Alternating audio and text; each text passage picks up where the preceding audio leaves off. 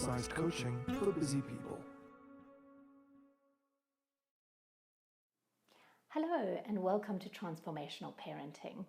Today I want to give you the rundown on why punishment doesn't work. And when I speak about punishment, I'm talking about all kinds of punishments: spanking, gating, removing toys or iPad privileges, sending kids to the naughty corner. So if you just stop and think about it for a minute, if you are a child sitting in a naughty corner, what are you really thinking about? Are you sitting there contemplating your misbehavior and how you can be a better behaved child in the future? Chances are you're probably not. There's a much better chance that what you are thinking about is how much you hate the parent who sent you there. Or if you're one of those kids who intends to internalize things, you're thinking about how much you hate yourself and what a terrible person you are. Or you're thinking about how much you hate life in general. So this is not really conducive to long-term strategy. This really is a short-term strategy based on fear. And what we want to be looking at is a long-term strategy which works on relationships. So there are a lot of techniques that we can use. There are a lot of other alternatives to punishment that we can use to help our kids to cooperate with us and work together with us as a family. And I won't be getting into all of those today. I will definitely do them in future posts, so stay tuned. But what I really want to focus on today is why we want to build relationships instead of working on punishment. So children actually are naturally cooperative, all right? This is actually inbuilt in us. If you look back anthropologically at how we've developed as cultures and societies, if you within a tribe, you don't want to be chucked out of the tribe. That is your survival. So cooperating is actually part of our survival tactic. We're not going to go against what the wishes of the people that we connect with are.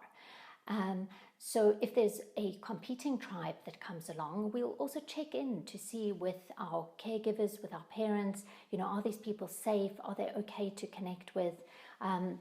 But we'll cooperate with the people that we have good relationships with, okay? Those people that we trust, that are part of our community, part of our tribe. So with children these days, what we're looking at is a primary connection. So the parents, hopefully as a couple, but if they're divorced or one of the parents has died, it'll just be one of the parents. But usually as a couple, the children connect with the parents as their primary connection. Okay, there's a good relationship there. They trust you. They want to be like you.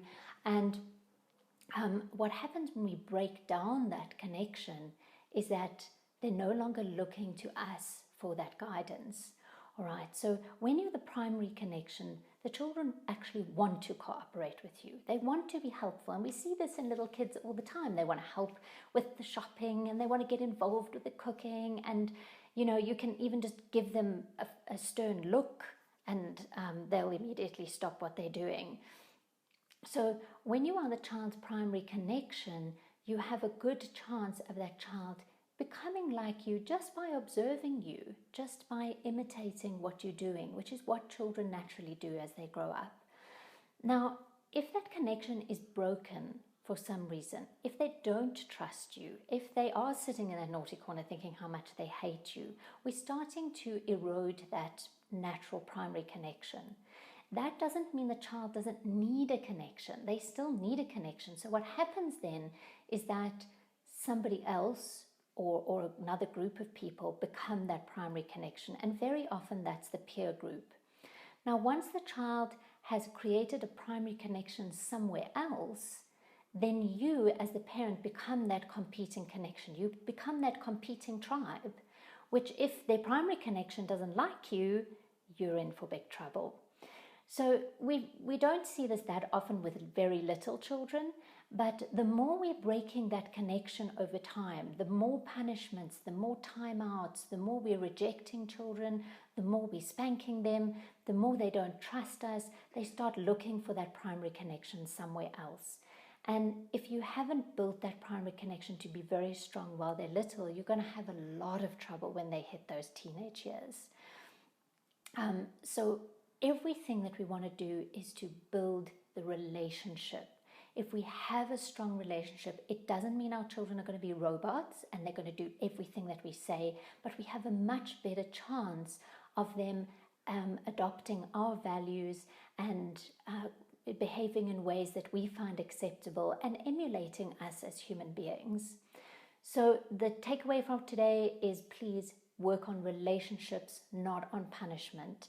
It may not have a short-term effect of getting a child to do everything you want, but in the long run, it's going to be your best strategy for cooperation with them.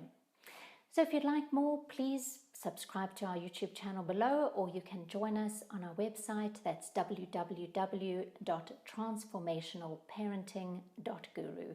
Thank you very much.